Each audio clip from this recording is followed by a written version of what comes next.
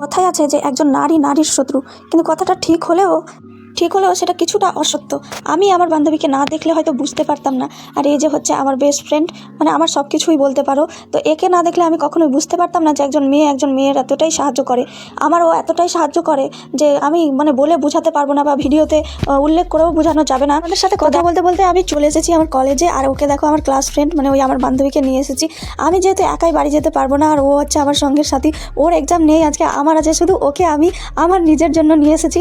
তো ফাইনালি সব কিছু গুটিয়ে দিলাম, আর দিয়ে ভিতরের দিকে চলে গেলাম আমি এক্সাম দেওয়ার জন্য। এক্সাম দিয়ে এসে জানতে পারলাম যে সবাই দুটোর পরে, মানে ওদের ডবল পরীক্ষা, আর আমার হচ্ছে গিয়ে একাই একটা পরীক্ষা। এতক্ষণ দাঁড়িয়ে থাকা আমার পক্ষে সম্ভব নয়, সেই জন্য দেখো এদিকে একটু ফুচকা খেয়ে নিলাম। এদিকে ফুচকা খেয়ে আমরা বাড়ির দিকে রওনা দিলাম। ভাবছিলাম যে টোটোয় উঠে গেলাম আমরা একসাথে সবাই বাসে, আর বাসে উঠে মানে আমাকে এমনি টোটো থেকে বাসে যাতায়াত করতে ভালো, আর 9 মাসের প্রেগনেন্সি টাইমে এত কে স্ট্রাগল করে পরীক্ষা দিতে যাই। তো আমি এক্সাম দিচ্ছি গাইস। তো আজকের মিনি ব্লগটা এই পর্যন্ত, দেখা হবে নেক্সট কোনো মিনি ব্লগ।